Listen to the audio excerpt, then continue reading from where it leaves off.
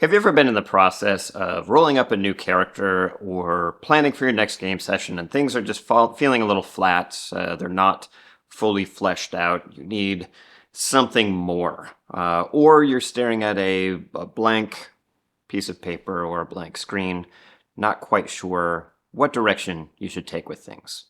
Well, today we're going to talk a little bit about reskinning and where to find inspiration for role playing games. So if that's of interest to you, stick around. Let's roll.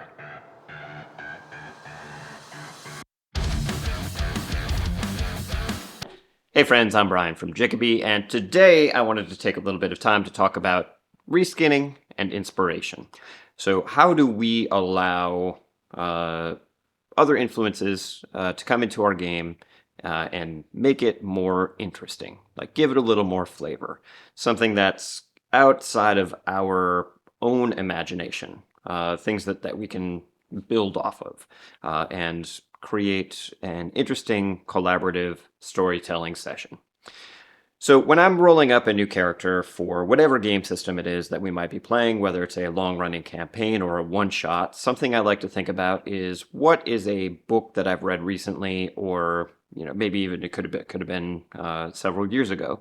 But what's a book that I've read, or is there a video that I've seen, a movie, a TV show that has an interesting character that I might like to bring into whatever this campaign world is. So sometimes I'll have a chat with the GM and find out, what's the overarching feeling that we're trying to go for with this campaign or with this game session. What are some of the ideas behind the campaign? What kind of trouble are we going to be getting into? What kind of story are we telling? And I'll think about how can I take a character from somewhere else and bring it into this storyline. So some examples of that. I like to be a little bit goofy sometimes in my games, and with certain game masters, that's encouraged to a certain degree. So in one of my regular groups for a campaign, a homebrew campaign that we were playing for Pathfinder First Edition, I decided that I was going to make a dwarven cleric, and I was kind of mapping him out on the page, and I was like, he wasn't quite coming to life for me. So I was thinking about, okay, what's his name going to be? Maybe that can start to inspire something. And then somewhere along the way, Fred Flintstone popped into my head. Flintstone being a very sort of dwarven sounding name to me. So I started thinking, like, I wrote Fred Flintstone, then I changed it to Frederick Flintstone. And that was kind of like a silly, it was just going to be the name to start out with. And then I started thinking, like, oh, you know what? Maybe he's actually from the town of Bedrock. And who are his influences, and how am I going to play this character? Then I started to realize that the character of Fred Flintstone from the Flintstones cartoon, he's hard-headed, he's set in his ways, he's a bit grumpy, but he's also very loyal to his friends and family. So those were very dwarven traits, and that solidified this idea and kept me rolling forward and forward and forward. So while the skills, the attributes that I was setting up for this dwarven cleric weren't specifically drawn from the idea of Fred Flintstone, I was able to take Fred Flintstone's personality and put it into this character. So I was able to take his funny laugh, and that became part of his personality trait. I'm trying to remember exactly the template that I was using for his class, but he was like a summoner type of cleric, and he could summon minor creatures from the elemental plane of Earth. Was sort of the direction that he was going. Every time I would summon an Earth elemental, I would refer to him as Barney Rubble. So it kind of became a bit of canon that every time I would summon an elemental, it was the same elemental, and it was Barney Rubble, and he was kind of my little buddy. And so then Barney Rubble, the Earth elemental, took on traits of Barney Rubble from the cartoon. And even as my character advanced and was able to summon more powerful elementals, it was still the Barney Rubble personality. And then, sometimes a couple of other Earth elementals if I was using, higher levels of summon creature, and I was able to summon multiples. It wasn't always copies of Barney Rubble, but it was Barney Rubble, and then I would kind of come up with other funny little names, and I don't remember them off the top of my head, but they weren't quite as important as the Barney Rubble character. Additionally, he would occasionally summon a dinosaur that would be named Dino. So those are some examples of like taking that Fred Flintstone character from a ridiculous cartoon from when did that even air? I don't know, the 60s and 70s maybe. I remember watching reruns of it when I was a little kid. So taking that absurd character, putting it into my games, and just not a direct sort of his, like I said, his attributes and skill points weren't assigned in the direction of trying to recreate Fred Flintstone from the characters or from the cartoons, but I was able to take Fred's personality and drop it onto my character sheet basically, and that helped him come to life a bit. Uh, Similar ideas back when we used to play in sixth and seventh grade. Some of my friends and I we were pretty heavy into the Dragonlance books, the novels that were out at the time, and so I can't count the number of times that we would have a Raceland character in our games, or a Tanis half-elven character in our games, or Cameron Marjorie, the brother of Raceland, if you're familiar with those lines of novels. I remember one summer we came up with stats for the entire cast of Monty Python's Holy Grail, and just had an absurd set of games based around that were largely humorous. And I think we were playing Greyhawk at the time, like exploring the towers of Greyhawk, and so getting into some very gritty and hairy situations, but also bringing lots of humor to the game itself. So another example of this is I'm currently playing in a Deadlands campaign, and one of the characters that I started mapping out, I ended up not using it, but it was going to be a bounty hunter character, and so I took the personality and some of the traits of the Mandalorian, kind of cast that onto this character. Now, obviously, he's not going to be running around in sort of like full plate in a Weird West type of scenario, but I took his common sayings like "this is the way," things like that. The idea that he's always armed—that's part of his religion. The fact that he's a bounty hunter, like that's his primary his way of feeding himself, and then sort of figuring out, how do I take some of his decision-making processes, his moral code, and apply that to a character for my role-playing game. So those are a couple of examples of, taking characters from existing TV shows, from books, whatever else, and pulling it into your game. It could be silly a little bit. Obviously, don't go overboard if your table is not supportive of being too goofy, but also like don't go too edgelord. Not everybody has to be Bruce Wayne from Batman, right? Not everybody has to be the dark abandoned orphan who has started out in a life of crime, and then whatever. That story gets old. Find something new to bring into your game. So I also use this method for NPCs.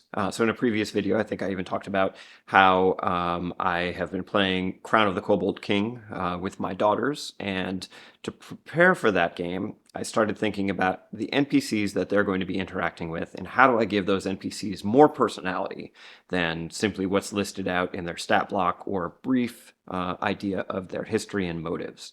So Deldrin Baleson is the sheriff in the town of Falcon's Hollow within the Crown of the Kobold King adventure, and I decided I'm going to draw from the TV show Justified. Raylan Givens is a U.S. Marshal in that series, and so I decided, okay, I'm going to take that personality, and that is the sheriff, Deldrin Baleson, in Falcon's Hollow. And that helps me create that character a little bit. It helps me think about what's his voice like. How much information is he going to readily divulge to the characters? How's he going to interact with them? Like, is he friendly right away, or is he a little more reserved? So another example is within the town of Falcon's Hollow in the Crown of the Kobold King adventure, there's a gnome named Hildren Socks Bricks a Nerd, something like that. He owns a general store in town, and I wanted to give him a very vibrant personality. A little bit absent-minded, but also super friendly and just kind of like very colorful. And I decided that it would be fun to take the door guard from Emerald City in the movie The Wizard of Oz, the one who answers the door when Dorothy or the Scarecrow, whoever it is, knocks on the door. So I decided to take his personality and put that on top of the Bricks and Nerd Hildren Socks, or Hildren Socks Bricks and Nerd. I can't remember exactly what his name is, but basically make that character based on the character from The Wizard of Oz. And it worked very well. It brought a lot of life, a lot of color to that character, and my daughters really enjoyed it. Sometimes when I'm doing this, the person is just the personality, or a vocal tick, or a catchphrase. I love giving characters and non-player characters a little catchphrase, as well as some motivations for while they're interacting with the player characters. Like, what are their motivations? How are they going to try to further those motivations? Are they going to try to use the player characters to further their motivations, or are they going to recognize that the player characters are maybe working against their motivations? And so how does that interaction play out? And is it just like outright straight away unfriendliness or friendliness, or is it a little bit more neutral? Is it more cold? Are they going to try to be deceptive? Thinking about those things well in advance and using characters from existing media to inspire those non-player characters to give them more personality. And of course, using encounters directly from books, TV shows, and movies. Something that I was thinking about recently is the trench run from Star Wars. Obviously, if you're playing in Starfinder or some other sort of spacefaring game, like you could directly create a trench run type of scenario where you have to swoop in with your starfighter, and you're going to be shot at by these turrets that are along this trench that you're trying to dive through. So somebody has to be trying to take out those turrets while others are responsible for getting to whatever the end goal is, whether it's dropping a bomb down a narrow shaft, or some other thing, getting to the end of this. Maybe it's an ambush that's been set up. So I started thinking about from a fantasy role-playing scenario, or even, like I said, I'm playing in a Deadlands scenario. So instead of being a sci-fi trench, this could be a sort of a valley a valley trail that you're traveling along, and there are going to be people who are shooting down from you from above, and so you have to organize your party such that maybe the first couple of characters are responsible for trying to take out the turrets, or whoever it is that's shooting down or throwing boulders down from above, while others in the back are maybe trying to protect some innocents. Maybe you're taking a stagecoach down this valley, and you have to protect it because it's maybe there's a criminal that you're escorting, and the rest of his gang is on the cliffs above, and they're trying to create a situation where you can't move through. I actually started mapping out something similar in an Underdark campaign, where basically you're escorting some prisoners, and a bunch of people who are interested in freeing that prisoner for whatever reason are from shooting down from a higher perspective. So thinking about how do you play that out? Do the characters who are in the front of the line, do they have crossbows or bow and arrow, or do they have wands of fireball, something like that? So giving them the ability to sort of shoot back and creating kind of a chase scene where the idea isn't that you want to hunker down and just be firing back at these positions, but you have to keep moving forward, because if you stop, then the forces who are above are either going to come down and swarm your position, or maybe there's another force that's behind you that will catch up. And like it's really the primary goal of the people who have the higher ground trying to stop this caravan from moving forward. So that's an idea of like, some ideas that I've had around like the Star Wars trench run. Another idea that I've mapped out for sort of a one shot is based on the movie Home Alone, where and I've mapped it out a couple of different ways. The first way is that you are house sitting for a wealthy merchant, and there are bandits who are trying to make entry into this house, and so you have to set up booby traps and figure out how do you secure this location so the bandits can't come get in and steal not just the household goods that are in this house, but also there's some MacGuffin that you're trying to protect. Alternately, taking the opposite approach that the player characters are the bandits basically who have to enter this house. Maybe something has been stolen, or the characters are just being hired to steal something. So you have to enter into this house, and there's a series of booby traps that they have to overcome. Try to get the MacGuffin, get back out safely. So you could steal a bunch of different ideas from Home Alone itself, like go watch the movie or read the synopsis, whatever it takes, and sort of figure out like how do you represent the paint can that when you open a door sort of swings down and hits somebody in the face. Like what are the DC checks that somebody has to be able to roll to recognize that that's about to happen, or if they trigger the trap, is it a reflex save, a dexterity save, whatever else. Likewise. The idea that when somebody tries to grab a handle, it's been heated up with burning hands, or a wand of burning hands, or some other spell that that makes it harmful for a player character to touch that doorknob. So thinking about all of those things, like what are a bunch of different kinds of traps that somebody might be able to rig up within a house that creates a sufficient challenge to your player characters? Or how can you encourage the player characters to come up with creative ideas for those booby traps that will then create a harder time for the incoming force?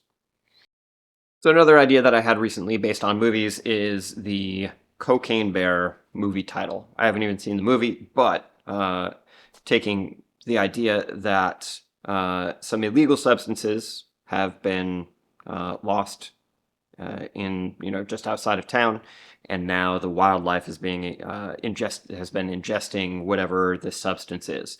So the scenario that I started mapping out is there's an alchemist in town who had gone out and purchased a bunch of probably illegal goods that he's smuggling basically into town, and along the way something happens. Maybe his cart gets stuck in the mud, or he gets ambushed, but he has to leave his cart out in the woods, and now he's asking the player characters to come help recover his goods. He can't ask the town guard because a lot of what he's bringing in is illegal. And when the characters get out to the location, or even before they get to the location, sort of one of the first issues that they run across is local beasts who have ingested some of these substances, and the effects of those substances on the local beasts. So my daughters and I came up with a whole bunch of different ideas. Cocaine owlbear, that's a pretty obvious one, but marijuana goblins, maybe the local goblins like find this and decide to smoke up all the marijuana that this alchemist was bringing into town. Psilocybin kobolds, so you come out and a bunch of kobolds have been under the influence of magic mushrooms.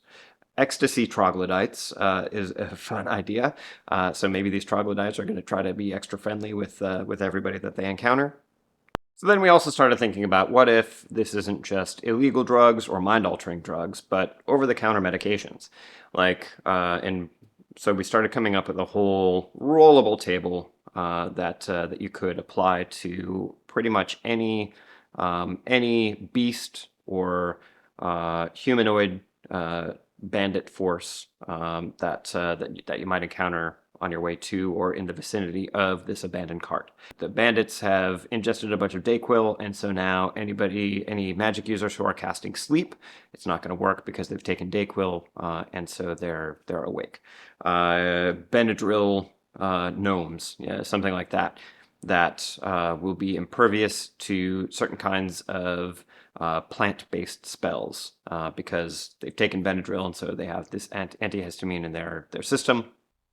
Or if you really want to get back at the bard in your party and you want to throw a hard encounter at them, maybe they encounter the Viagra Wyvern. I'm going to hell. So I started creating a whole list of various substances that the wildlife in this area could be ingesting and what the effects would be. The intent was to put together a randomized rollable table. I abandoned it because it was taking a little bit too much of my time and I was having too much fun with it, but I have other things to do. But if it's something that you might find useful, let me know in the comments below because I will finish that up. Another thing that I've done in the past is I have taken the synopsis of TV shows and used that synopsis as sort of an initial template for a one-shot. So go find a synopsis of one of your favorite TV shows. They exist, I think, on Wikipedia and multiple other places where you can just go see, like, episode 6, what happened? And it'll talk a little bit about what happened in it. Maybe go watch it. Figure out what is the problem that the characters have to solve during the course of this episode. How do you represent that in terms of whatever role-playing campaign you're playing? Whether it's a fantasy role-playing game, a Wild West fantasy role-playing game, a science fiction role-playing game, whatever theme or type of game you're playing, you should be able to take whatever that plot is, reskin it, and create a one-shot out of it. Think about how the problem is presented, how the characters in the TV show or whatever overcame it, and come up with a couple of alternate ways to overcoming the challenge. And what happens if they don't overcome the challenge? That's also an important thing to think about when you're that I often miss when I'm putting together one-shots. Like, what if the players don't accomplish some task? If they don't accomplish it within a certain amount of time? What happens if they take one direction toward resolution? Is there some component of the problem that is unresolved? Like, how does that all play out? In fact, that might actually be a fun series of YouTube live videos where I basically just get together with anybody who's able to tune in and we talk about, let's pick a TV show, let's find an episode, and let's map it out for a role-playing game. And that role-playing game could be Dungeons and Dragons or Pathfinder or whatever. We could pick which world it would exist in, whether it's a homebrew world or are we going to set it in Greyhawk or Dragonlance or Forgotten Realms or Golarion. Any number of opportunities like to reskin this content and sort of go through it in person and create a template for a one-shot. I think that could be a lot of fun. If you think it would be fun, then drop a note in the comments below. Let me know if you have a suggestion for a TV show, a role-playing setting, and then we'll go from there. All right, friends, hopefully this video was interesting and gives you some ideas of where you can draw inspiration and how you might reskin content that somebody else has come up with. All right, so it should have to go, I shouldn't have to say it, but if you are selling role-playing games products, obviously, directly incorporating someone else's idea is probably not such a good idea because now you're stepping on somebody else's toes. If you're playing a home game, then take whatever comes, and it could be a subtle nod to something that somebody enjoys.